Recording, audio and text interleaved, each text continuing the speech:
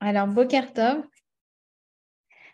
Alors aujourd'hui, on va donc poursuivre notre étude sur Megillat Ruth et on va, j'espère, terminer le chapitre 1. Je vous donne un petit peu le programme et la semaine prochaine, on va faire le chapitre 2 et le dernier cours, donc le cinquième, juste avant Shavuot, on va faire les 3 et 4 ensemble. D'accord? Alors, on a vu la semaine dernière, on avait vu un petit peu donc que la Megillah, elle avait choisi vraiment de mettre en abîme, de mettre en parallèle le parcours de Ruth et le parcours de Orpa. Un petit peu pour nous dire que, eh bien, à Shavuot, on avait le choix d'être une Ruth ou d'être une Orpa. Et on a en fait Orpa qui va faire preuve, Ruth, on va commencer par elle, qui va faire preuve en fait d'une très très grande ténacité, d'une très grande force de caractère. Sa belle-mère Naomi lui dit, mais ne me suis pas, il n'y a rien qui t'attend là-bas, ne viens pas en Israël, etc. Et Ruth Davka Ba, elle s'est collée à sa belle-mère. C'est-à-dire qu'en fait, elle a décidé d'y aller coûte que coûte, de sortir des sentiers battus et de sortir de sa zone de confort. Elle aurait très bien pu rentrer chez elle. Elle était princesse de Moab, donc elle avait les draps de soie qui l'attendaient, sûrement les servantes et tout le confort, etc. Eh bien non, elle a préféré suivre sa belle-mère en Eretz Israël, faire son alia, rejoindre le peuple juif, même si ça allait avoir évidemment, ça allait demander énormément d'efforts. En parallèle, on a Orpa. Et Orpa, en fait, eh bien, vous vous rappelez, on a dit que finalement, elle nous montre non pas quelqu'un qui est méchant ou quelqu'un qui elle n'a pas un caractère qui est mauvais, mais tout simplement, en fait, eh bien, elle est faible. Elle montre ce que c'est finalement de suivre, justement, de ne pas sortir de sa zone de confort, d'aller un petit peu dans les dans les sentiers battus. En fait, finalement, c'est ce que nous dit, on va le voir aujourd'hui, la rabbinite Sarah Schnerer, finalement, ce qui distingue Ruth de Orpa, c'est la force de caractère. D'accord? Et donc, du coup, c'est un des messages de Shavuot et vous allez voir, on va expliquer tout ça aujourd'hui. Alors, déjà, j'aimerais vous poser la question, est-ce que on peut apprendre quelque chose de Orpa qui soit positif? Alors, il y en avait qui savaient déjà la semaine dernière, parce que vous m'aviez posé la question en fin de cours. Alors, nos sages nous disent, dans la Gemara Sota, il y a écrit comme ça, Amar Akadosh Baruch Hu, Yavo bne aneshuka veipelu beyede advuka. Alors, Hachem a dit que les enfants de celle qui a embrassé vont tomber dans les mains de celle qui s'est collée. Alors, on parle de qui? On parle de Ruth et de Orpa. Et on parle de quels enfants? Eh bien, en fait, Orpa va avoir, parmi sa descendance, elle va avoir Goliath. Et Goliath, il va tomber dans les mains de qui? De David Améler. David Améler qui est le descendant de Ruth. C'est-à-dire qu'en fait, eh bien, on va voir qu'il y aura une suite à cette histoire, dans le sens où eh bien, les deux sœurs, quelques générations plus tard, leur descendance vont se rencontrer de nouveau, vont s'affronter. Et c'est donc David qui va faire tomber Goliath. Ça veut dire que, si vous voulez, c'est la force de Ruth, déjà depuis 4 générations avant, qui va finalement renverser le mérite de Orpa. Vous allez me dire, mais quel mérite à Orpa? C'est quoi son mérite à Orpa? Alors, nos sages nous disent dans cette même Gemara, il y a écrit comme ça, Arba dmaot sheorida Orpa al chamota zarta veyatsa mimena arba giborim. Vous savez quoi? Orpa, elle a un mérite incroyable. C'est quoi? C'est qu'elle a pleuré 4 larmes. En fait, elle a pleuré 2 fois. Et une deuxième fois. Une deuxième fois. Et en fait, de chaque œil sont tombées 2 larmes. Alors, par le mérite de ces 4 larmes, elle va avoir 4 rois parmi sa descendance, dont Goliath. Ça veut dire qu'en fait, la force et la puissance de Goliath a pour origine eh bien, cet instant de pureté, d'authenticité de Orpa. Et de là, en fait, on apprend quelque chose de fondamental par rapport à Shavuot. Que, en fait, eh bien, chaque instant de pureté, chaque instant d'authenticité eh bien, reste gravé dans notre histoire individuelle, dans notre histoire générationnelle et même pour l'éternité. Il n'y a pas une goutte de sueur qu'on donne, une larme qu'on verse qui ne reste pas inscrite dans l'histoire et qui ne va pas finir par porter ses fruits. D'accord? Comme, vous savez, moi, j'ai déjà assisté plusieurs fois à cette chose-là, de mères, quand, par exemple, j'accompagne des calottes au mikvé. Alors, ça arrive vraiment plus d'une fois que la mère vienne me voir et me dise, moi, je voulais y aller, mais à l'époque, c'était compliqué. On n'était pas aussi érudit que vous. Ou bien, mon mari, il n'était pas partant, alors je me suis découragée. Des petites choses comme ça. Et en fait, on voit que la mère, elle avait cette envie-là et ça n'a pas abouti. Et la génération d'après, moi, je vois la fille qui me dit, moi, écoute, je ne sais pas c'est quoi le mikvé, mais je veux le mikvé. Et on n'arrive pas, des fois, je me dis, j'arrive pas à expliquer cette chose-là. Comment c'est possible une chose pareille? Elle ne sait pas c'est quoi, mais elle veut. Alors, en fait, moi, la façon dont je l'interprète personnellement, c'est qu'en fait, cet instant d'authenticité, même s'il n'a pas il n'a pas donné ses fruits, il n'a pas abouti dans l'immédiat, alors il va aboutir à un moment ou à un autre. D'accord? Ça n'est qu'une question de temps. Entre parenthèses, je précise que je me suis permis à quelques reprises de dire à ces femmes-là, donc des femmes qui n'ont pas été au mikvé lorsqu'elles étaient mariées, et qui sont en général à cet âge-là, soit ménopausées, soit en processus de ménopause, eh bien qu'elles peuvent faire un mikvé tikkun. Un mikvé tikkun, c'est quand justement on n'a pas respecté la tara toute sa vie, eh bien on peut à un moment faire tout le processus, aller au mikvé, et ça vient réparer en fait les fois où on n'a pas été. D'accord? Fermeture de la parenthèse.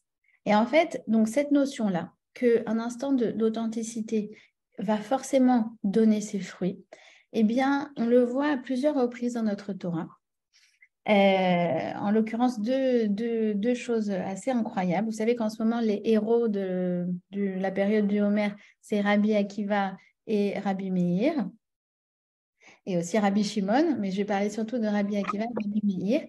Eh bien, Rabbi Akiva et Rabbi Meir sont des descendants de deux personnes qui ont eu un moment, un élan de tchouva et qui finalement ne sont pas forcément convertis eux-mêmes, mais qui en fait a transmis une étincelle et de là est sorti Rabbi Akiva et Rabbi Meir. Alors, dans le cas de Rabbi Meir, eh bien, il s'agit de l'empereur Néron. Néron, il y a une version qui dit qu'à la fin, il s'est converti, mais tout le monde est d'accord sur ça. Il est sorti le chien? Hmm. Il n'a pas sonné encore le mec là? J'ai fait un peu de place en bas là.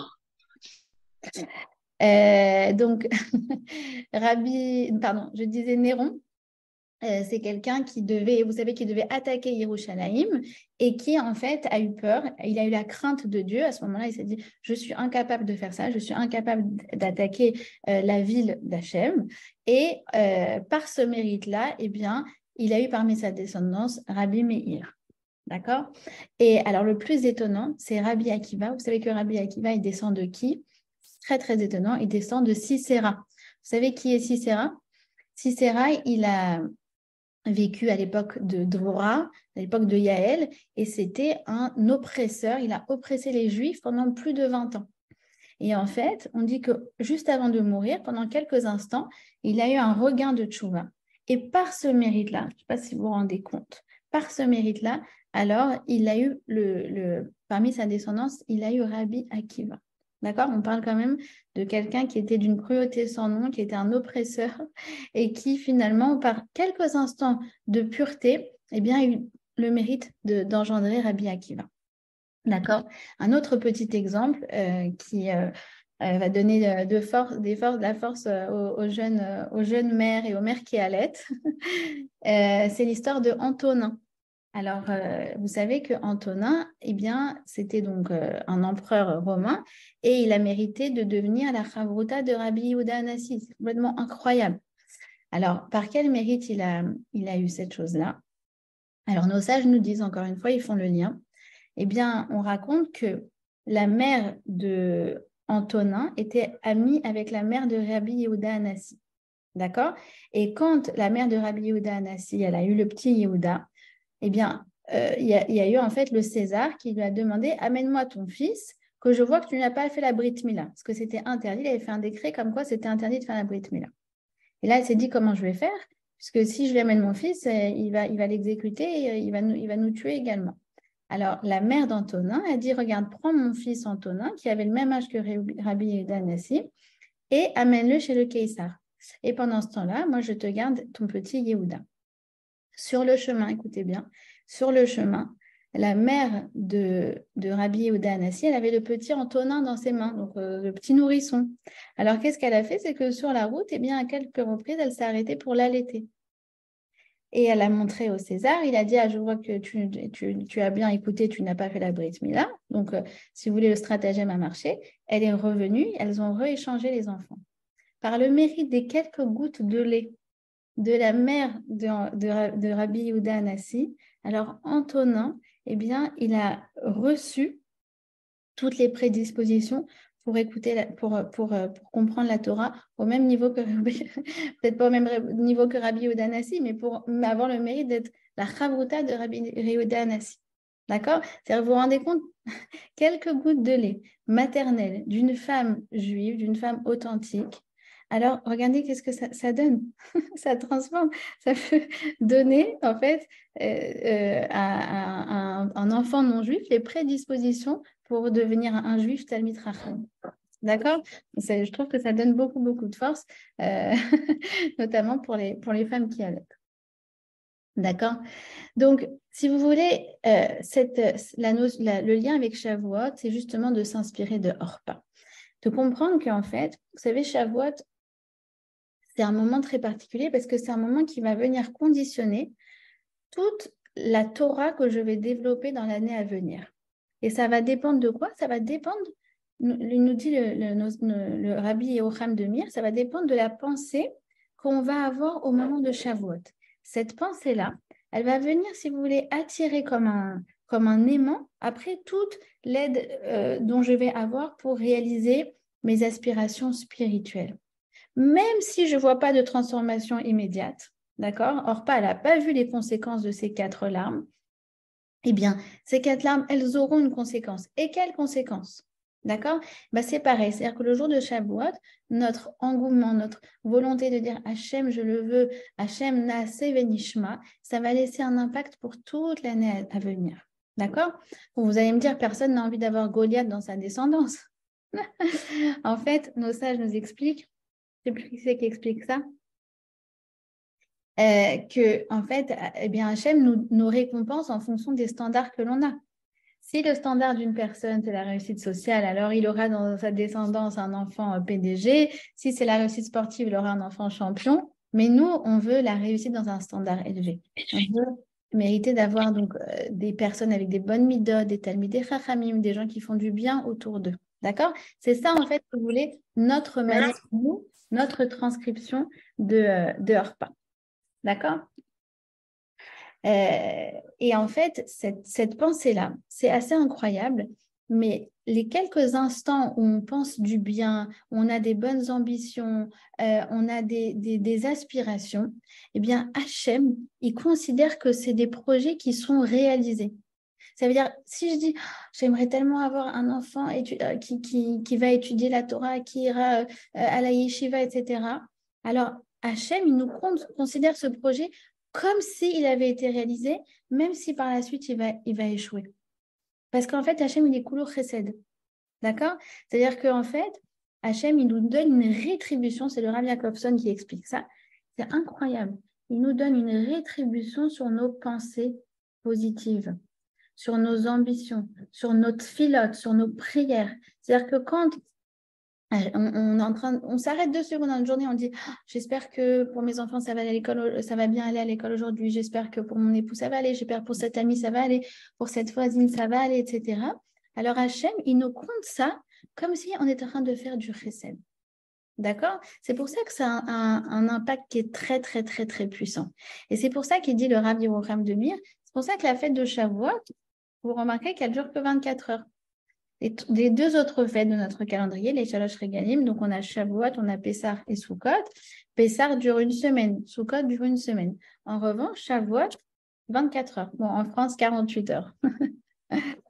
Alors, il dit, pourquoi on n'a pas besoin de 7 jours comme les autres fêtes?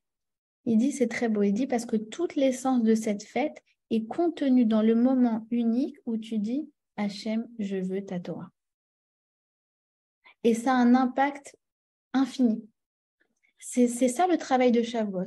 Le travail de Shavuot, il est le Rav Yocham de Mir, c'est le Naaseh Benishma, c'est de s'engager. Même si le lendemain de Shavuot, bon, on se dit, bon, ok, je suis plus aussi élevée que je l'étais hier quand j'étais en train d'écouter les 10 commandements à la Torah. Eh bien, en fait, c'est parce que l'essence même de la fête, c'est d'avoir des pensées, des aspirations spirituelles, juste ne serait-ce qu'un moment. À un moment, on dit à Hachem, je veux être quelqu'un de bien, je veux être une bonne personne, je veux avancer dans la Torah, je veux prendre sur moi toutes les mitzvot. Je ne sais pas si je vais y arriver, mais je ne te promets pas d'y arriver, mais je te promets au moins d'essayer. Et Hachem, s'il te plaît, donne-moi les forces d'y arriver. D'accord? Vous savez toujours que notre part, c'est de vouloir, d'accord? Et la part d'Hachem, c'est de nous faire réussir. D'accord? Comme c'est écrit comme ça, c'est écrit Pederer Shadam Rotzel Alechet, Molikri Moto. Dans le chemin où tu veux te diriger, alors Hachem, il t'emmène. Ok? Alors, on va continuer encore sur la différence entre route et Orpa. C'est vraiment fondamental. C'est vraiment fondamental, pas que pour Shavuot, parce que je vous ai dit, on est en fait en train de toucher à l'essence du libre arbitre. Comme je vous ai dit, elles sont au même niveau, elles sont sœurs. C'est comme si elles étaient les mêmes à l'identique. Et à un moment, il y en a une qui prend une direction et l'autre qui prend une direction totalement opposée. Et ça se joue à quelques secondes près. C'est vraiment, on a dans cette mise en abîme, on a vraiment la quintessence du libre arbitre. Alors, il y a aussi une autre explication. C'est que c'est très, très beau. Naomi, vous savez, donc quand elle veut les dissuader qu'elles les suivent, d'accord? Vous vous rappelez qu'elle a voulu filer à l'anglaise dans la nuit et qu'elles sont venues, elles l'ont entendu, elles ont dit on veut venir avec toi. Naomi, elle a parlé aux deux de manière complètement égale. Sauf que une, elle a réagi comme ça et l'autre, elle a réagi complètement autrement. Qu'est-ce qu'elle leur a dit, Naomi? Elle leur a dit Shovna benotai, retournez, mes filles. Ça y est, rentrez chez vous, mes filles. Alors, qu'est-ce que Orpa a entendu? Elle a entendu Shovna, rentre chez toi. Par contre, qu'est-ce que Ruth a entendu? Elle a entendu benotai, mes filles. Elles n'ont pas entendu la même chose. Une, elle s'est concentrée sur allez, ça y est, rentre chez toi, je n'ai pas besoin de toi. Et l'autre, benotai, tu es ma fille. Quoi, moi je suis ta fille? Elle se sent tellement valorisée par cette appellation affectueuse et de voir que, en fait, l'affection qu'elle porte pour Naomi, comme je vous ai dit, elles adoraient Naomi. Quand elle voit que son affection, elle est réciproque, c'est là qu'elle lui dit, mais je ne veux pas te quitter, où tu iras gérer, où tu demeureras, je demeurerai, etc. On va expliquer tout ça. Mais c'est ce benotai qui lui a changé toute la vie. À Shavuot aussi. À Shavuot, c'est ce qu'on doit entendre. Quand on arrive Shavuot, en fait, on doit essayer d'entendre, c'est écrit comme ça, on doit essayer d'entendre la voix du Har Sinaï. Vous savez que quand il y a eu, donc Dieu a prononcé les 10 commandements, il y a écrit comme ça que, en fait, il dit le Targum Onkelos, que la voix de Hachem, elle ne s'est jamais arrêtée. C'est-à-dire qu'en fait, jusqu'à maintenant, si, entre guillemets, en fait, on fait éteindre les bruits, mais dans le sens symbolique, vous voyez ce que je veux dire? Alors, on va entendre la voix d'Hachem. C'est-à-dire qu'en fait, il faut juste débrancher tout le reste et se brancher à notre Neshama. D'accord? Et à ce moment-là, cette voix, elle est à l'intérieur de nous. On a la capacité de l'entendre comme au Har Sinaï. Ça aussi, c'est l'enjeu de Shavuot et c'est un enjeu qui est considérable. On doit se concentrer non pas sur, comme Orpa, abandonne, laisse tomber, la Torah, c'est pas fait pour toi, c'est trop dur, t'es pas à la hauteur. Ça, c'est la voix du Yetzer Hara. D'accord? C'est ce que Orpa a entendu. Non, on doit se concentrer sur le Benotai, tu es ma fille. On doit entendre cette voix à l'intérieur de nous qui nous dit tu es la fille d'Hachem. Et Hachem, il a besoin de ta Torah. C'est quoi ma Torah? C'est quoi ma Torah? Vous savez que la Torah, elle est à la fois uniforme, universelle. C'est la même depuis 3500 ans. Et à la fois, on la vit chacun de manière totalement authentique et individuelle. On a chacun et chacune un rôle dans la Torah d'Hachem. Nos sages nous disent que chaque juif, donc il y a 600 000 âmes parmi le peuple juif et il y a 600 000 lettres dans le Sefer Torah. Et que que chaque juif correspond à une lettre de Sefer Torah. S'il manque une lettre, vous savez que le rouleau, il est obsolète. Là, c'est pareil. S'il manque ma part, votre part dans la Torah n'est pas complète. Concrètement, ça ne veut pas dire que je vais m'amuser à dire n'importe quoi au nom de la Torah. D'accord? À l'interpréter à ma façon. Comme j'ai déjà assisté comme ça quand j'étais plus jeune, à des séminaires, mais vraiment n'importe quoi, où ils te mettaient Rashi et John Lennon. D'accord? Je l'ai vu, concrètement. Vraiment. Pour parler, vous savez, de Mashiach, d'accord? Vous connaissez la chanson Imagine? Voilà, schéma comparatif entre Rashi et John Lennon. Non, non, c'est pas du tout pour arriver à dire n'importe quoi au nom de la Torah. Mais c'est en fait prendre cette Torah qui est universelle et venir l'exprimer avec ma sensibilité qui m'est propre. D'accord? Et chacun, en fonction de sa configuration de vie, en fonction de sa sensibilité, de son parcours, va venir apporter quelque chose d'innovant. Et ça, il ne faut pas minimiser. C'est pour ça que quand on regarde la Hamida de Shabbat, on dit Hachem, ten chelkenu betoratecha. Permets-moi d'exprimer notre part dans la Torah. C'est quoi notre part? C'est qu'en fait, j'ai une part qui est différente de celle des autres. Elle est unique et elle est nécessaire. D'accord? Il dit le Chida, il dit que en fait, on a tous reçu notre part au Har Sinaï. Vous savez qu'on était toutes et tous présents au Har Sinaï. D'accord? Nos Neshamot, elles étaient là. Et d'ailleurs, entre parenthèses, même les Neshamot des gens qui se sont convertis. D'accord? Elles étaient également au Har Sinaï. On était tous là. Et on a reçu à chaque fois notre part à nous. Il dit le Chida, si on a la Yirat Shamayim, alors c'est quoi la Yirat Shamayim? C'est en fait toute cette, si vous voulez, l'humilité. Eh bien, on va réussir à faire émerger ce que notre Neshama a reçu au Har Sinaï. Et il dit, le Chida, il dit qu'il y a des Chidoshim qui ne peuvent être innovés par aucune autre personne qui sont nous.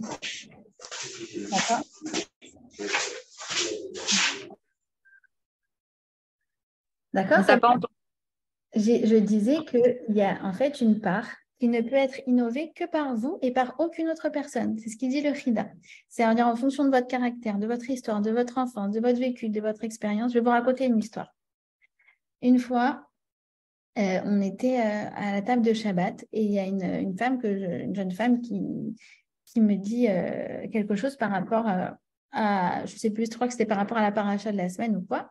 Elle me dit, tu sais, Hachem, parfois on a l'impression qu'il nous met des bâtons dans les roues, mais en fait, tu sais, c'est pour qu'on progresse. Il n'est que chesed. Il veut juste pas qu'on refasse les mêmes erreurs. Et la façon dont elle a dit, c'est un discours que j'ai déjà entendu, mais la façon dont elle a dit, je sais pas, ça m'a percuté vraiment dans le cœur. Et en fait, après, j'ai compris pourquoi j'ai eu une telle émotion. Parce qu'en fait, son discours, il sortait du... Vous savez qu'on dit que les paroles du cœur, elles rentrent dans le cœur. Et bien, en fait, cette femme, elle était policière avant. Et en fait, elle me racontait, elle me dit, c'était très difficile pour moi de mettre des amendes, d'enlever des points, etc. Mais à chaque fois, je me dis, non, je le fais pour le bien de l'autre, je le fais pour sa protection, je le fais pour qu'il prenne soin de ses enfants, qui sont dans la voiture avec lui, etc. Et en fait, si vous voulez, il y a eu ce ridouche, c'est-à-dire dans le sens où ce qu'elle a dit à ce moment-là, c'était vrai, c'était sincère, ça correspondait à son vécu, ça correspondait à son enfance, etc. Je donne un autre exemple. Moi, j'ai entendu un cours du Rav Reuven Sasson. Pour celles qui comprennent l'hébreu, c'est un Rav vraiment exceptionnel. Et puis, il parlait de la tfila. Et je l'entends qu'il parle de la tfila, et puis tout d'un coup, je sais pas, je me mets à pleurer tellement c'était beau ce qu'il disait, c'était beau. Mais en même temps, ce qu'il disait, Il disait, aucune prière n'est entendue. Et Hachem, il entend toutes les prières. Et à chaque fois, ça ouvre un peu plus la porte, et un peu plus la porte de la délivrance, et un peu plus, et un peu plus. Et je sais pas, ça m'a percuté. Et j'ai appris plus tard que cet homme, Rav Reuven Sasson, et tenez-vous bien, il a attendu 20 ans pour avoir des enfants. 20 ans qu'il ne s'est pas arrêté de prier. Vous voyez ce que je veux dire? Et donc, du coup, le lien qu'il a avec la tefila, ce n'est pas seulement qu'il va répéter des discours ou des choses entendues ou des choses qu'il a lues, d'accord? Non, c'est qu'en fait, en fonction de ton histoire, de ta sensibilité, de ton vécu, tu vas pouvoir faire émerger sensibilité surtout. de compréhension qui va être authentique et qui va venir percuter les autres. Il dit, c'est pour ça que Rabbi Jacobson, il dit, écoutez bien, il dit un truc incroyable. Il dit, c'est pour ça que quand un juif chiloni, un juif laïque, un juif qui n'a pas étudié la Torah décède, il dit, en vérité, on devrait être plus triste que quand un grand rave décède. Il dit, pourquoi? Parce qu'au moins, le grand rave, il nous a révélé sa part de Torah. Mais la personne qui ne s'est pas investie dans la Torah, qui ne s'est pas investie dans l'étude, du coup, n'a pas pu faire ressortir sa part à lui. Vous vous rendez compte? C'est pour ça qu'il faut entendre le bnotai. Je suis la fille d'Hachem et Hachem, il a besoin de moi. Il a besoin de moi pour que la Torah elle soit complète. D'accord? La pire des choses, c'est hors pas. C'est ce qui va empêcher à quelqu'un de réaliser son potentiel, c'est d'avoir l'impression d'être quelconque, de ne pas être indispensable. D'ailleurs, on lit toujours la paracha de Bamidbar avant Shavuot. Et dans la paracha de Bamidbar, on recense chaque membre du peuple juif comme si chacun était unique, essentiel, chacun vaut un diamant. D'accord? Comme c'est qui dit ça? Un seul être vous manque et tout est dépeuplé. C'est le message de paracha de Bamidbar. Mais c'est aussi le message de Shavuot. D'accord? Si toi, tu n'es pas là, il manque tout. D'accord? Et le deuxième sens de Bnotai, c'est de comprendre quoi que... je suis désolée, il y a des travaux à côté, ça vous entendez ou ça va? Ça ne vous dérange pas? Super. Le deuxième sens de Bnotai, pardon? C'était bon? Oui? On entend très bien. Ouais, ouais. C'est moi que ça dérange. Non, c'est bon. Alors, le deuxième sens de Bnotai, c'est que je suis la fille d'Hachem. Et Hachem, il m'a donné sa Torah en cadeau parce que j'en ai besoin. C'est-à-dire que, en fait, c'est à double sens. Je dois comprendre que la Torah a besoin de moi pour exister, mais aussi, je dois comprendre que moi, j'ai besoin de la Torah pour exister. C'est ça que Shavuot, c'est un vrai mariage. Le mariage, c'est quoi? Sous la roupa. Qu'est-ce qu'ils doivent se rendre compte, le khatan et la kala? Khatan, il ne peut pas sans la kala. La kala ne peut pas sans le khatan. C'est une association. C'est une association. Voilà, c'est une association, mais c'est une dépendance, c'est une interdépendance. Ouais. Voilà. C'est vrai, la Torah a besoin de moi, mais moi, j'ai besoin de la Torah. D'accord? Vous savez que quand Moshe, il a été, pour recevoir la Torah au Har Sinaï, il a été très, très mal accueilli par les anges. Il y avait des anges, comment on appelle ça? Des videurs, ouais, qui n'ont pas voulu le laisser rentrer. Ils n'ont pas voulu que Moshe reçoive la Torah. D'accord? Et si je me souviens bien, la Gemara dans Shabbat, page 88, c'est écrit comme ça que donc, les anges ont dit non, vous n'allez pas prendre notre Torah qui existe depuis 974 générations, c'est écrit comme ça. Vous qui êtes des êtres imparfaits, vous ne pouvez pas recevoir notre Torah qui est parfaite. D'accord? Et Moshe va être tétanisé. Il est tétanisé et il va dire à Hachem, ils vont me brûler avec leur langue de feu. Bon, tout ça, si vous voulez, c'est des notions qui nous dépassent complètement, hein, d'accord? Mais il va y avoir, en fait, si vous voulez, comme un combat. En fait, Dieu va dire à Moshe, ne panique pas, accroche-toi à mon trône de gloire et réponds-leur. D'accord? Alors, à ce moment-là, Moshe va dire, oui, mais en fait, je suis venu pour récupérer la Torah. Mais il y a écrit quoi dans cette Torah? Et Dieu va lui répondre. Il va lui dire, regarde, il y a écrit, il va lui donner le premier commandement. Je suis l'Éternel ton Dieu qui t'a fait sortir d'Égypte. Et là, Moshe leur dit aux anges, vous avez été esclaves en Égypte? Ça veut dire, c'est apprendre encore une fois au sens littéral comme au sens figuré. Ça veut dire, Est-ce que vous avez déjà été esclave de quelque chose? Est-ce que vous avez déjà eu des addictions? Est-ce que vous avez déjà été dans une situation où vous vous sentez coincé de toutes parts, où vous vous sentez incapable de sortir du mécanisme dans lequel vous êtes engouffré, dans des cercles vicieux, etc. Ah, vous n'avez pas eu ça? Alors, ça ne vous correspond pas. C'est à nous que ça correspond. Alors, il continue, il dit, vas-y Hachem, continue. Lotir tsar, tu ne tueras pas. Pareil, c'est pas forcément apprendre. Encore une fois, lotir tsar, c'est aussi quand parfois on a envie de tuer quelqu'un. Alors, comme on ne peut pas le tuer, alors on va lui faire honte. D'accord? Tu as déjà eu envie de tuer quelqu'un au point que tu vas l'humilier devant tout le monde? Non. Alors, à quoi ça te sert? À quoi ça vous sert, les anges? C'est pour nous. L'otarmod, c'est tu n'envieras pas. C'est quoi? Les anges, ça vous est déjà arrivé de vous dire pourquoi elle et pas moi? On a tous une mission unique et c'est la Torah qui vient me le révéler. Quand je suis coincée quelque part, c'est que la Torah qui va pouvoir me permettre d'accéder à la liberté. Quand j'ai envie de tuer quelqu'un, il n'y a que la Torah qui me dit attention à ne pas faire honte. C'est parce que nous, on est faillibles qu'on mérite la Torah. C'est pas parce que vous êtes infaillible que vous méritez la Torah. Non, c'est complètement le contraire. Nous, on a besoin de la Torah parce que la Torah, elle est réparatrice. D'accord? Vous vous rappelez que c'était aussi ce qui avait donné la force à Naomi de se relever. Vous vous rappelez, on a dit le Vatakom, c'est que la Torah qui me permet de comprendre que mon histoire elle a du sens et qui va me permettre de me relever quand je suis tombée. D'accord? Donc, si vous voulez, c'est ça. C'est vraiment que la Torah, elle est comparée à une fiancée avec laquelle le peuple juif, qui est le Khatan, décide chaque année de se remarier. C'est pour ça, encore une fois, que cette fête, elle dure que 24 heures. Parce qu'en fait, toute l'essence de cette fête, elle est contenue dans le moment unique où tu dis « Ariat mekodeshetli betabadzo kedat Moshe ve'Israël » ou alors en anglais « Yes, I do, Yes, I want. Would you marry me? Yes, we can. J'ai besoin de la Torah tout comme elle a besoin de moi. D'accord? Et il faut être en rendez-vous. D'accord? C'est pour ça que le jour de Shavuot, certains étudient toute la nuit, d'autres viennent le matin. Moi, je n'ai jamais vu la synagogue aussi remplie le matin que le moment où on écoute les 10 commandements. Parce qu'en fait, à Shavuot, on te demande juste de faire un effort et de dire oui, je le veux. Et l'enjeu, il est considérable. L'enjeu est considérable parce qu'en fait, il va avoir une portée infinie pendant tout le déroulé de mon année et pendant tout l'avenir spirituel, le mien et celui de mon histoire, de notre histoire. D'accord? Ça veut dire au niveau individuel comme collectif. D'accord? Donc, c'est un vrai mariage.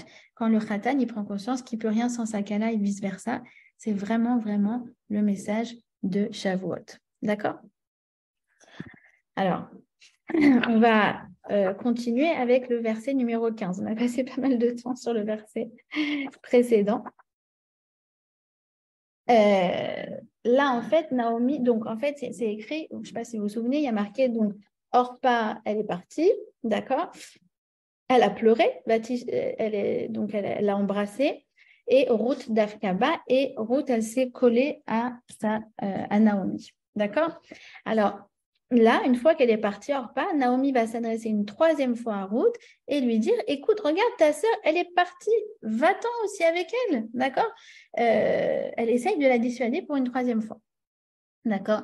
Alors là, comme je vous ai dit, on a un commentaire de la rabbinique Sarah Schnerer. Bon, on l'a vu, si vous voulez, un peu en filigrane, mais justement, de nouveau, on nous les met en parallèle. En gros, vas-y, fais comme elle. Elle dit, la rabbinique Sarah Schnerer, que en fait, c'est vas-y, suis la voie naturelle. La voie naturelle, c'est celle de repas, c'est celle de retourner en fait dans son confort. D'accord. Et la voie de Ruth, c'est une voie qui est en fait de l'ordre du surnaturel. Et il dit, le Chazon Ish, il dit en fait qu'en fait on a vraiment la quintessence ici du libre arbitre. Il dit le libre arbitre, c'est pas de choisir entre le bien et le mal. C'est très naïf de croire ça. Très, très naïf. Quelqu'un, il va dire, alors maintenant je vais choisir de faire le mal. Non, ça serait trop facile. Le Yetzirah, il est beaucoup plus subtil que ça. Il dit, c'est quoi le choix? C'est entre se prendre en main et se laisser aller. Il dit, Prira Bera, de choisir le mal, C'est la tête, la chaim, l'isrom, à la masolim, ativim, shelaim. C'est de laisser la vie couler sur ces chantiers naturels. Remplacer le mot Yetzerator et Yetzerara par se prendre en main et se laisser aller. Et on a tous à l'intérieur de nous cette dualité. On a ce côté route et ce côté repas. Le côté repas, c'est arrête de me saouler. Laisse-moi me détendre. Voilà, je parle sans réfléchir. J'agis sans penser aux conséquences. Détente. Vous connaissez ce détente ou pas? Et puis, il y a la voie de route. La voie de route, c'est celle qui cherche à faire mieux que ce que le naturel lui dit de faire. D'accord? C'est ça, en fait. C'est celle qui choisit. L'autre, elle ne choisit pas. La vie choisit pour elle. Tandis que Ruth, c'est celle qui s'arrête et qui dit « Non, tu n'as pas compris. Ça, c'est ce que je veux. Ça, c'est mon choix. » Et là, elle va lui dire, donc dans les versets 16 et 17, une réplique magnifique. C'est quoi? C'est « N'essaye pas de me repousser parce que où tu iras, j'irai. » D'accord? Souvenez-vous, ce n'est pas Sheila. Comment s'appelle Sheila? Tu l'as dit en premier. C'était Ruth avant elle. Où tu iras, j'irai. Où tu dormiras, je dormirai. Ton peuple sera mon peuple. Où tu mourras, je mourrai. Et que c'est quoi? Et que Hachem comment dire, comment traduire ça? Bon, et que comment dire, que la mort, il n'y aura que la mort qui va nous séparer l'une de l'autre. D'accord? Au milieu, je ne saurais pas comment traduire. C'est quoi la phrase de Ko yaase Hachem li vecho Yosif ki amavet yafrid et béni ou vénère. Que Hachem, c'est-à-dire qu'il n'y a que la mort qui peut nous séparer. Ouais. Je vais regarder la traduction officielle en français. En tout cas, quoi qu'il en soit. Avant d'expliquer ces versets, en fait, contiennent toute la quintessence de la conversion de Ruth et de toutes les conversions à venir. D'accord? Avant juste d'expliquer ce verset, on va juste faire une petite parenthèse sur le nom de Ruth, parce que ça a un lien justement avec la notion de la conversion. Déjà, Ruth veut dire voir. D'accord? D'après le Zohar, avant, elle s'appelait Gilit. Gilit, ça voulait dire se dévoiler. Mais en fait, à ce moment-là, elle a changé de nom pour Ruth. D'accord? De là, on apprend que pour une personne qui se convertit, c'est bien de changer de nom, comme pour matérialiser le fait que cette personne a eu deux vies. D'accord? Parce qu'en fait, quand une personne se convertit, c'est comme si elle renaissait de nouveau. Elle redémarre complètement à zéro. D'accord?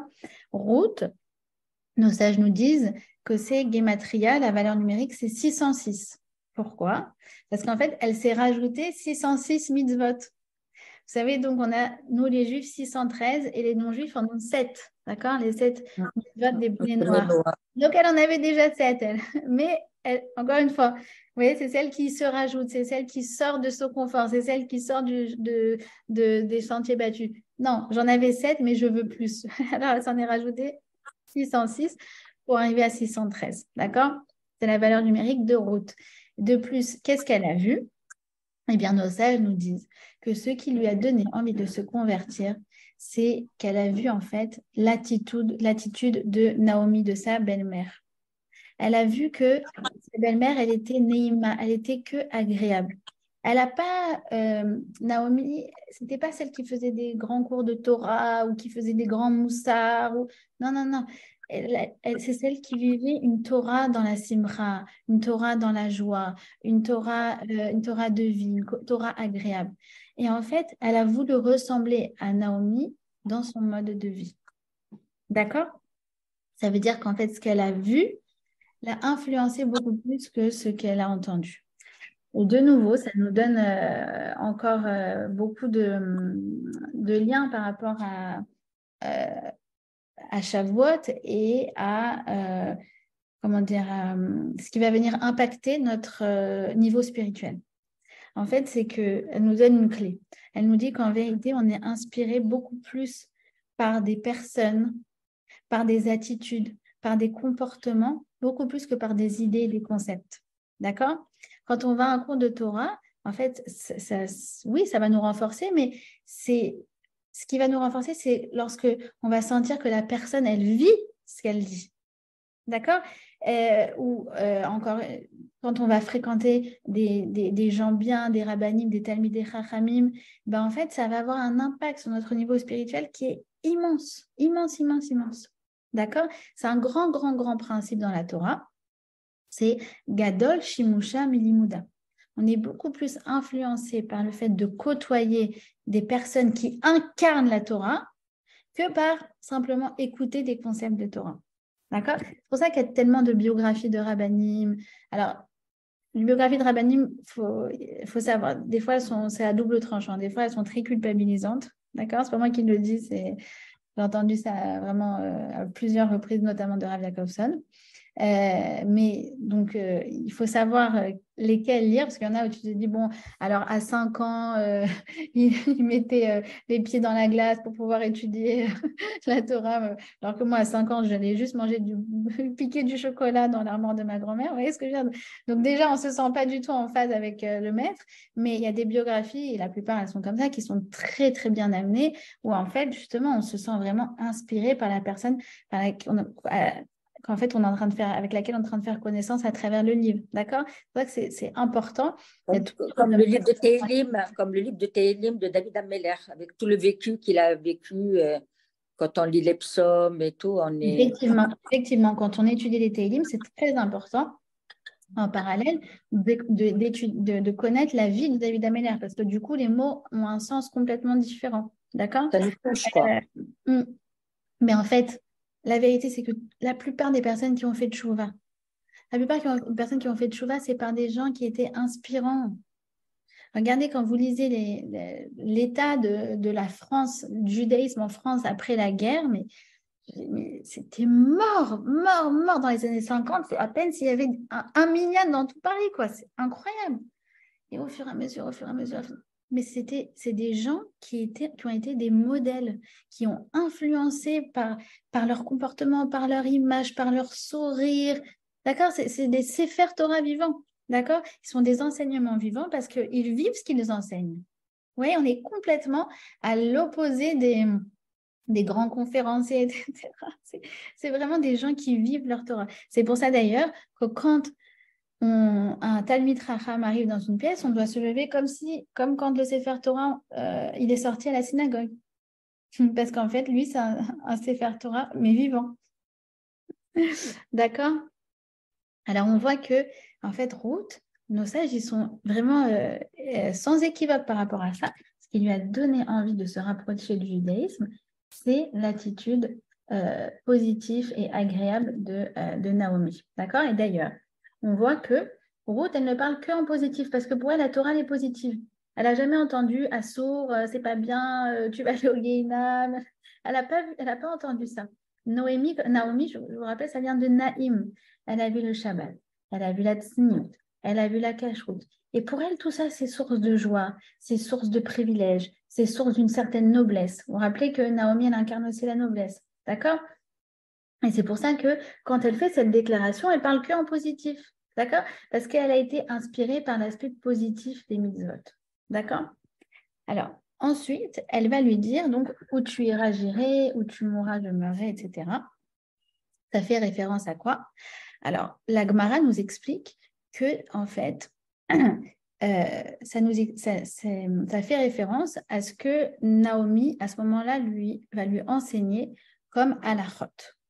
D'accord? La Gemara nous dit que quand une personne décide de se convertir, on doit d'emblée lui dire, une fois qu'elle a passé, vous vous rappelez le cap de la dissuasion, on essaye de la dissuader 3 fois, alors à ce moment-là, hop, on va lui enseigner certaines mitzvot. Alors, la Gemara dit, on va lui enseigner des mitzvot kala v'chamura, des mitzvot faciles et des mitzvot difficiles. Alors là, en fait, qu'est-ce qu'elle lui enseigne? Elle lui enseigne des mitzvot faciles. Elle lui dit, tu ne dois pas te déplacer. Alors, tu ne dois pas dépasser le troum à Shabbat. C'est quoi? On a une halakha qu'on n'a pas le droit de marcher à Shabbat plus que, je ne me rappelle plus c'est quoi le troum, mais disons quelque chose comme 5 km. D'accord? On n'a pas le droit même si c'est de la marche, même voilà, il y a un moment où on s'arrête. On n'a pas le droit de dépasser. D'accord? Bon, c'est une halakha qui est facile. OK? Ne pas marcher plus que 5 km, ça va, c'est facile. C'est pour ça qu'elle lui dit où tu iras, j'irai. C'est une réponse à cette mitzvah-là. D'accord? Ensuite, elle lui dit c'est interdit de s'isoler avec un homme qui n'est pas ton mari. Et Ruth a répondu où tu dormiras, je dormirai. Ensuite, elle lui dit attention, on est séparés des autres peuples. On a un vin un peu spécial, on a un pain un peu spécial. D'accord? D'ailleurs, copain, c'est on partage le pain. Nous, on n'est pas copains, on ne partage pas le pain, d'accord? Et donc, c'est des règles de cache-route. Et elle lui répond, ton peuple sera mon peuple.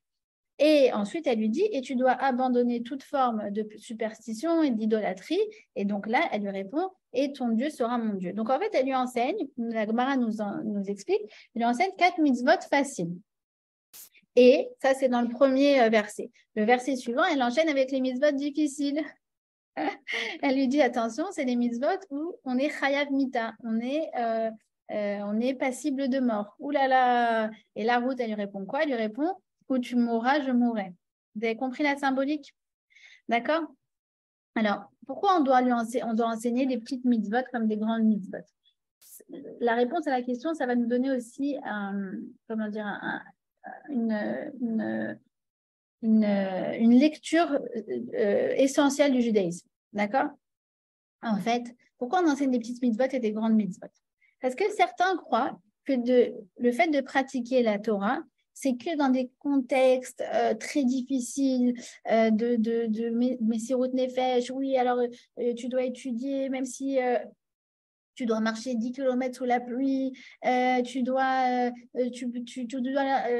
préfères aller être envoyé en Sibérie plutôt que de transgresser Shabbat, etc., etc. Ça, si vous voulez, c'est comment dire, il y a des cas comme ça où effectivement on va devoir faire preuve d'une grande messirut nefesh dans nos vies, d'accord? Mais en vérité, 99,9% du temps, la Torah, c'est un guide de vie pour tous les événements, même les plus petits. Elle nous accompagne partout, partout, partout, partout, partout. Et c'est hyper important quand quelqu'un veut se convertir ou même quand quelqu'un veut comprendre c'est quoi la quintessence du judaïsme, de lui dire, écoute, regarde, c'est vrai que tu dois être prêt à mourir à Kiddush Hashem. D'accord? Mais surtout, surtout, surtout, le plus important, c'est d'être prête à vivre al Kiddush Hashem. Ça veut dire être imprégné des mitzvot dans ton quotidien. Quand tu fais du business, quand tu t'occupes de tes enfants, quand tu vas faire tes courses, quand tu cuisines, quand tu es au travail, quand tu es avec les collègues, quand tu parles avec ta voisine, quand tu discutes avec ta copine. La Torah, elle t'entoure dans tout ton quotidien.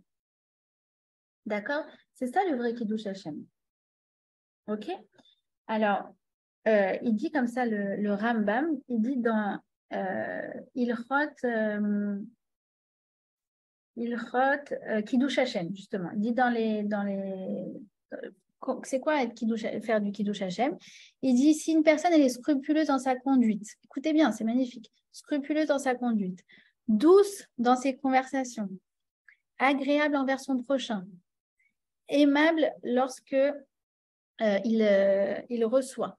Il ne riposte pas quand on l'agresse. Il fait preuve de courtoisie envers tous, même ceux qui pourraient le traiter avec un certain mépris. Et il gère ses affaires avec honnêteté. Cette personne, elle sanctifie le nom de Dieu sur terre. Vous avez compris? Kalot vechamorot. Kalot, c'est pour 90% de la vie. Chamorot, c'est des moments où, c'était Shabbat et j'avais pas ma clé. Et du coup, j'ai dû attendre 1 heure dans le froid qu'un voisin arrive pour m'ouvrir la porte. Kiddush Hashem. Ça, c'est un Kiddush Hashem. Ça, c'est... Vous voyez ce que je veux dire? Mais ça, c'est... C'est un dépassement de soi. Oui, c'est une minime par rapport à ce que c'est en fait le Kiddush Hashem. Tu peux en faire H24, 7 jours sur 7, en fait. N'attends pas les... Vous voyez ce que je veux dire? Il y a des gens comme ça qui... Moi, je connaissais quelqu'un en particulier, quelqu'un dans ma famille. Il était très comme ça. oui, bah alors, si c'est comme ça, si mon patron, il ne me laisse pas faire Shabbat, alors je vais tout, je vais démissionner. On dirait qu'il attendait, en fait, pour lui, la définition du judaïsme, c'était comme ça, des grandes choses, et, il faut tout. Et en fait, c'est très intéressant de voir qu'au fur et à mesure, parce que c'est quelqu'un qui a fait tchouva. Vous savez, très souvent, quand les gens font tchouva, ils ont un moment de high où ils sont très, très durs comme ça. Et puis après, finalement, ils intègrent. Très souvent, ça fait comme ça. Et en fait, il a justement intégré cette idée que non, mais la Torah, c'est pas juste dans les moments difficiles, c'est H24 dans toutes tes actions quotidiennes. Là, tu mets Hachem, là, tu mets Hachem, là, tu mets Hachem, là, tu mets Hachem, tu mets Hachem dans tout. Donc, quand une femme, elle cuisine, ou un homme, il cuisine, d'accord? Mais et quand on prépare Shabbat, tu passes 5, moi, je sais pas, je passe en général 4-5 heures à préparer Shabbat. Chaque action, c'est lire votre Shabbat Kodesh. Et je fais rentrer Hachem dans chaque chose. Quand tu remues la cuillère, tu fais rentrer Hachem dedans. Est-ce que c'est possible de redire les points si une personne est scrupuleuse dans sa conduite, s'il y avait plusieurs points? Ah, alors, si elle est scrupuleuse dans sa conduite, douce dans ses conversations, agréable envers son prochain, ne riposte pas quand on l'agresse, fait preuve de courtoisie envers tous, même ceux qui pourraient les traiter avec mépris, et gère ses affaires avec honnêteté. Honnêteté. Ça, c'est. Aïe, aïe, aïe, ça, c'est la base. Ah, Joy, voilà, je t'ai trouvé. Asher, Tamouti, Amoud, Vesham et Kaber. Alors là, elle lui dit, voilà, parce que je. Comment il traduit ça? Alors, il traduit, juste, il lui dit, je vais être enterré avec toi. C'est-à-dire, quand tu meurs, voilà, il lui dit. Ah, eux aussi, ils n'ont pas traduit alors? Si, non, ils l'ont traduit comme ça. Alors, attends, je. Ouais, c'est la formulation en hybride, elle est, je sais pas, effectivement. Ouais, parce que Kaber, c'est enterré. Merci Dodi. Alors, le verset numéro 18. Je veux être enterré, voilà. Merci beaucoup. Le verset numéro 18. Alors là, donc finalement, donc Naomi voit à quel point Ruth, elle est persistante. Et là, en fait, elle accepte, elle a fait rentrer. On dit mipne, comment on appelle ça? Elle va rentrer sous les ailes de la Shrina, sous les ailes de la présence divine. Et de là, on apprend encore une fois une halakha par rapport aux convertis. C'est très, très beau. Qu'une fois qu'on a décidé, on les a essayé de les dissuader. Vous vous rappelez qu'on l'a fait pour d'accord, pour qu'ils réalisent c'est quoi les conséquences, qu'il faut absolument que ce soit authentique, sinon les conséquences, elles peuvent être désastreuses pour eux.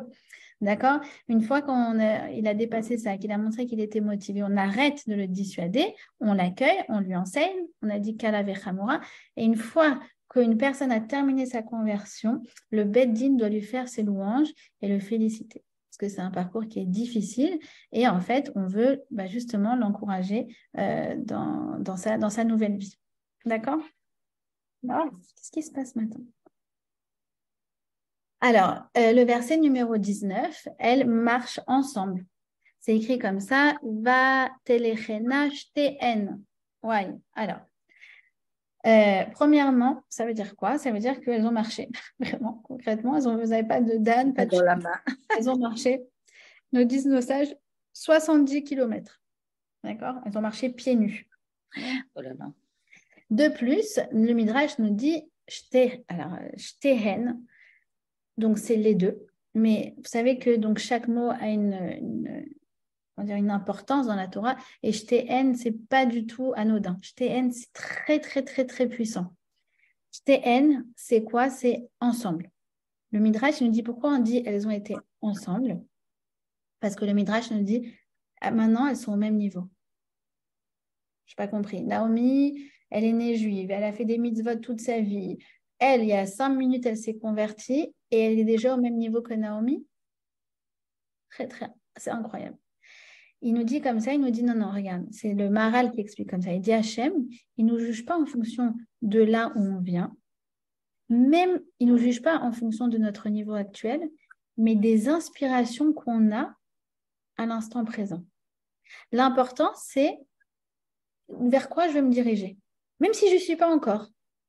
Mais moi, mon ambition, c'est d'aller à des cours de Torah. Alors, à ce moment-là, c'est la façon dont Hachem il me juge. Il me juge comme si chaque semaine, j'allais à des cours de Torah. Mon ambition, c'est de me renforcer dans la tsniout. Alors là, Hachem, il me juge comme si j'étais nickel chrome en tsniout. Ani, c'est quoi le Ani qui veut dire je en hébreu? C'est An Sheli. C'est quoi? C'est les An Atolechet, c'est vers où tu vas. Ani, c'est vers où je veux me diriger. C'est quoi qui définit mon essence pour Hachem? C'est ce vers quoi je veux me diriger. Et comme à ce moment-là, Ruth, elle veut être comme Naomi, alors Ruth, elle est égale à Naomi. Le Maral, il l'explique, il dit c'est normal, parce qu'en fait, Hachem, il est au-dessus du temps. Donc toi, tu te fais tes projets, et après, il va falloir du temps pour que ça se réalise. Mais lui, Hachem, il est au-dessus du temps, donc à ce moment-là, il te compte, il te juge comme si tu étais déjà.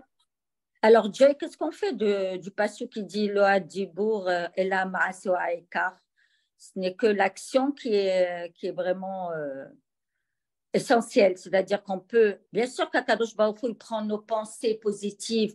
D'ailleurs, on dit quand on pense mal à faire une avéra et on l'a pas faite, il ne la comptabilise pas. C'est vrai. Il comptabilise Alors, comme Hachem, il est Kulo Chesed, ce principe-là, effectivement, bravo Dodi, comme il est Kulo Chesed, ce principe-là, il marche que pour le positif. C'est-à-dire, quand on pense à des mitzvot, quand on a des ambitions, des sheifot spirituelles, alors, à ce moment-là, c'est comme si elles avaient été réalisées à l'instant présent. D'accord?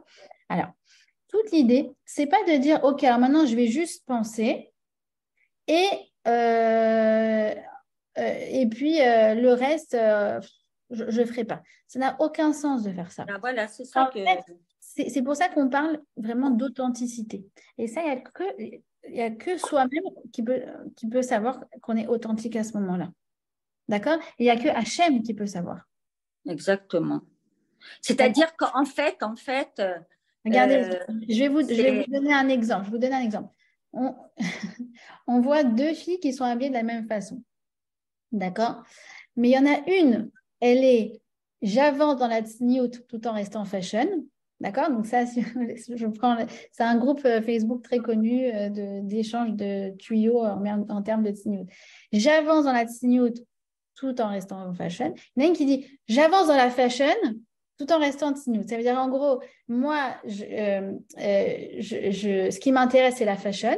Et l'autre, ce qui l'intéresse, c'est la tsniout. Maintenant, elles sont habillées de la même façon. Vous voyez ce que je veux dire? Mais l'une, c'est sheifot, c'est d'être encore plus stylé. Et l'autre, c'est de faire encore plus la volonté d'Hachem.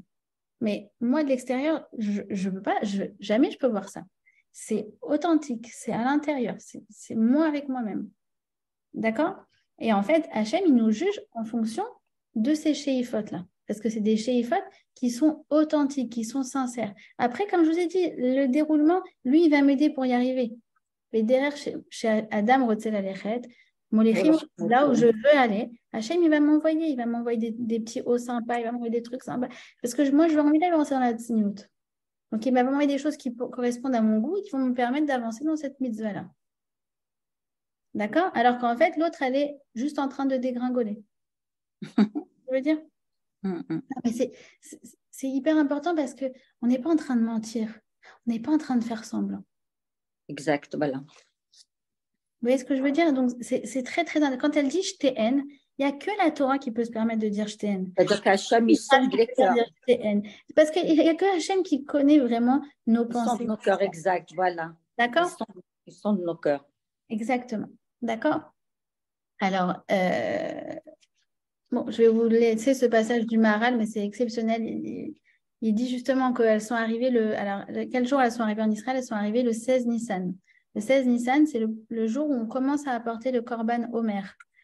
Et en fait, le Korban Omer, c'est quoi? C'est que c'est un sacrifice, une offrande qu'on a apportée tous les jours, qui va finir par, à Shavuot, donner une offrande magnifique qui s'appelle les Chalot. D'accord? C'est le principe du Korban Omer. Ça dure 49 jours.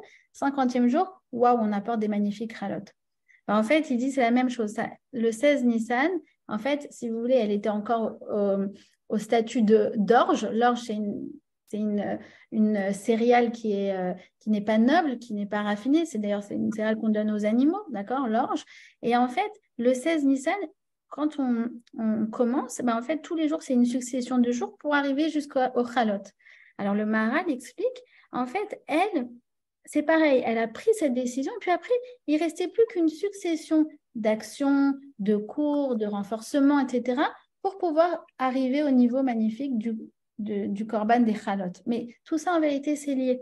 C'est juste une question de temps et une question, comme vous vous souvenez, de force de caractère. Vous vous rappelez que Ruth, c'est celle qui ne se laisse pas décourager. D'accord? C'est très, très essentiel. C'est toujours ces deux choses-là. C'est à la fois les ambitions et à la fois faire en sorte de me poser un cadre, de me poser un rythme de vie, de me poser un cadre de vie qui va me permettre de réaliser mes ambitions. C'est pas genre juste des ambitions en l'air. D'accord? C'est très, très fondamental. Alors, on va terminer en quelques minutes les derniers versets. Donc, elle arrive. Et là, tout le monde est bouleversé de voir Naomi comme ça, dans cet état. Ils disent « Azot, Naomi », quoi, ça c'est Naomi. Alors, le Midrash explique, oui, parce qu'en fait, à la base, Naomi a été habillée comme une princesse, et là, elle revient toute maigre, sans chaussures. Ils ont l'impression vraiment de voir une revenante, de voir un fantôme. J'ai envie de pleurer, là. Ouais. Alors, elle va dire, non, ne m'appelez pas Naomi, appelez-moi Mara. Mara, c'est l'amertume. Elle dit, voilà, donc elle justifie sa situation. Elle dit, la tribu de rigueur s'est abattue sur moi. D'accord? Et en fait, elle leur dit, ne faites pas comme ce que moi j'ai fait en suivant mon mari. Ça veut dire de me défaire de mes responsabilités. Vous vous rappelez, ça c'était le cours numéro 1. En gros, voilà, c'est la carte de l'égoïsme. Non, faites du chesed, prenez soin les uns des autres. C'est le premier message. Mais il y a un autre commentaire qui dit l'inverse, qui dit Mara, ça fait allusion aux eaux de Mara. Donc, c'était des eaux très, très amères que Hachem a adoucies. Il dit oui, elle lui dit en fait, ma vie est amère, mais j'ai confiance qu'elle deviendra douce comme les eaux de Mara. D'accord? Ensuite, on a le verset donc, 22. Donc, elle va donc rentrer elle va donc retourner à Bethléem, d'accord? Et en fait, ils ont vu, encore une fois, on a de nouveau jeté haine. On a vu qu'elles sont ensemble parce qu'en fait, tout d'un coup, les gens étaient impressionnés par Ruth. Ils ont vu en fait, ils ont commencé à demander mais c'est qui, etc. Et donc, elle dit bah, c'est ma belle-fille qui s'est convertie, etc. Et ils ont été impressionnés par Ruth au point que bah, pour eux, elle était aussi impressionnante que Naomi. D'accord? Alors, en fait, ça fait allusion au fait que bien, quand on voit des gens qui se convertissent, on doit être aussi impressionné parce que rien ne les obligeait et ils ont choisi justement le chemin pas facile pour pouvoir rejoindre le peuple juif. D'accord? Ça me fait aussi penser, vous savez, aux Israéliens quand ils nous entendent avec notre accent, ils disent « Ah, mais tu viens de France Ils sont impressionnés en fait. Ils disent « Mais pourquoi tu es venu ?» Ah ouais. Ils sont impressionnés par les gens qui ont fait Où tu as appris l'hébreu? Parce que, et ça encore, c'est une dernière leçon pour nous, et c'est encore une fois une leçon par rapport à Shavuot et par rapport à comment faire élever notre niveau spirituel, qui est tout l'enjeu de Shavuot, c'est comprendre que la Torah, c'est comment on appelle ça, une méritocratie. En fait, ça se mérite. Tu ne pouvais pas partir plus bas que Ruth, fils d'une princesse de Moab, du pays le plus dépravé au monde, et en fait, de voir qu'en quelques instants, elle peut acquérir comme ça un niveau spirituel qu'elle est déjà au niveau de Naomi. D'accord? Et en fait, on a plein d'exemples comme ça dans notre Torah, comme Bathia, la fille de Pharaon, qui s'est convertie, qui est devenue la mère adoptive de Moshe, comme Rachav, qui était une prostituée. Voilà, pour ne pas dire prostituée. Et qui a épousé la Torah le dit, hein, c'est même pas moi. Oui, non, mais comme il y a plusieurs explications sur le terme de zona, bon. Moi, j'ai opté, comme je ne sais pas si je vous ai dit, j'ai écrit un livre sur Eshet Raïl, alors du coup, il y avait toute une partie sur Rachav. J'ai hésité justement à employer le mot de prostituée, j'ai préféré le mot courtisane. Et j'ai employé une fille comment on appelle ça, une fille de joie. Voilà. Ah ben oui. Alors c'est pareil, il n'y a pas de limite. Il n'y a pas de limite. Hachem, il nous aide. Il faut rêver, il faut viser haut.